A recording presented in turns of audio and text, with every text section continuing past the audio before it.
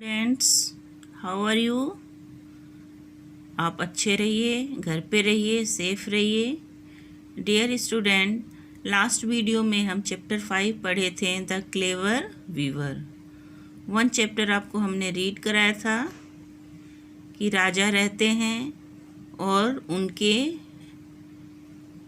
राजभवन में एक पड़ोसी दूत आता है, एम्परर का दूत आता है। एम्परर बहुत शक्तिशाली रहता है जो अपने छोटे राज्यों पर आक्रमण कर देता है।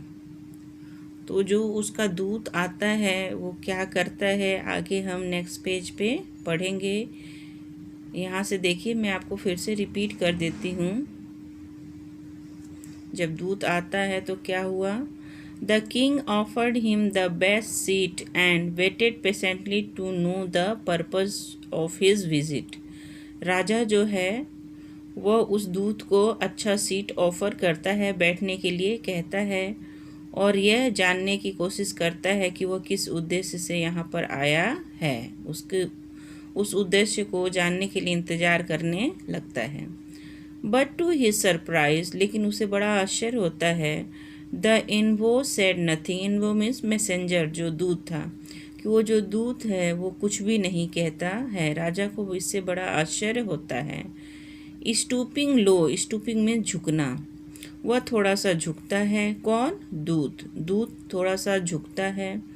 He brought out a rod from his breast pocket, और वह अपने जो छाती के पास उसके पॉकेट था उसमें से एक रॉड निकालता है। And drew a big circle on the floor with it, और एक बड़ा सा सर्कल फर्श पर गोला खींच देता है। Then he sit down on his seat, तब वो अपने सीट पर बैठ जाता है। And took no further notice of anyone, और आगे कुछ नहीं कहता है। His demeanor too so that he was hardly interested to see a word. Demeanor means behavior. उसका व्यवहार यह शो करता है, दर्शाता है कि वह कोई शब्द कहना चाहता है। The king and his courtier were mystified and enraged at the strange behavior, but the envoy sat calm and still. राजा और जो राजा के दरबारी थे वह उसके इस व्यवहार को मिस्टिफाई करना चाहते हैं, क्लियर करना चाहते हैं, लेकिन इन्वो जो है, मैसेंजर जो है, वो कुछ नहीं कहता है, शांत और चुपचाप बैठा रहता है। Soon it became clear that they would get no explanation from him, और शीघ्र ही ये क्लियर हो जाता है कि वह कुछ नहीं एक्सप्लेन करेगा, कोई व्याख्या नहीं करेगा कि उसने ये फर्श पर सर्कल क्यों बनाया है। The minister were hastily summoned to a council, but none of them could throw any light on the subject.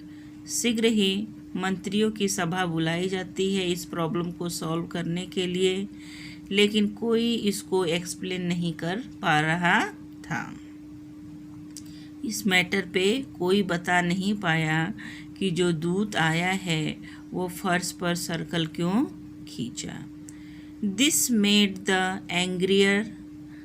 Made the king angrier ever than. इससे राजा नाराज हो गया। In a fit of rage he said, और वो कहता है, unless before you sunset you can find someone capable of solving the mystery, I shall hang you all. राजा जो है वो क्रोधित होकर कहता है कि सूर्य अस्त तक, सनसेट में सूर्य अस्त से पहले, यदि सूर्य अस्त से पहले तुम लोग इस रहस्य को नहीं सुलझा पाए तो मैं क्या करूँगा। आई शैल हैंग यू ऑल, मैं तुम सभी को फांसी पर लटका दूंगा। The minister were scared means भयभीत, एफ्रेड, सारे मंत्री डर जाते हैं। They knew that the king was a man of word, वो जानते थे कि राजा अपने वचन का पक्का है।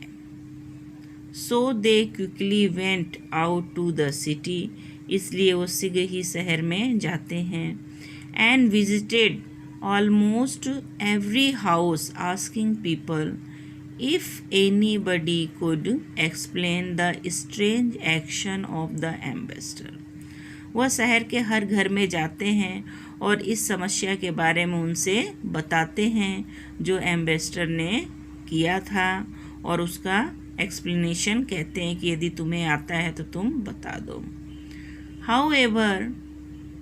However, in most of the houses they received a puzzle, से बहुत से घर वालों ने इस पजल, इस समस्या को देखते भी हैं.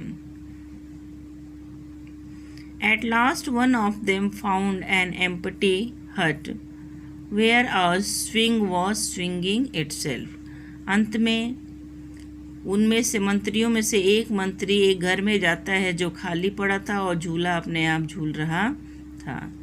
He began to think it might be worthwhile for him to see the owner. और वह सोचता है कि इस घर में जाना व्यर्थ है, इसके मालिक से मिलना व्यर्थ है.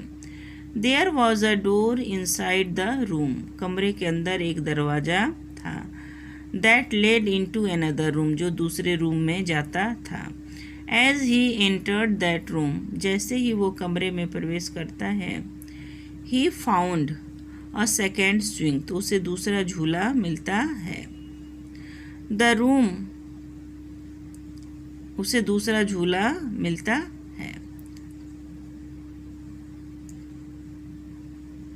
As he entered that room, और जैसे ही वो दूसरे रूम में जाता है, he found a second swing, तो उसको दूसरा झूला मिलता है. It was also swingly gently like the first, और वो भी जो पिछला झूला था, पिछले रूम में झूला था, उसी झूले की तरह आराम से वो झूला हिल रहा था. एंड फ्रॉम द विंडो ही शा अ पैच ऑफ कॉर्न, और विंडो से वह खेत का एक टुकड़ा देखता है. एंड अ विलो पोल, जिसमें कॉर्न था और विलो पोल था, विच moved perpetually without any wind to frighten away the sparrow, जो बिना हवा के ही झूल रहा था. पौधे हिल रहे थे ताकि वहाँ पे स्पैरो, पक्षियाँ न आए. It was a miracle for him, यह उसके लिए जादू जैसा था. तो डियर स्टूडेंट, आज इतना ही पढ़ेंगे. नेक्स्ट वीडियो में हम आगे रीड करेंगे. होमवर्क आपका यही है कि इसको आप अच्छी तरह से रीड करेंगे विद हिंदी. कोई प्रॉब्लम होगा तो पूछेंगे. Okay student, thank you and have a nice day.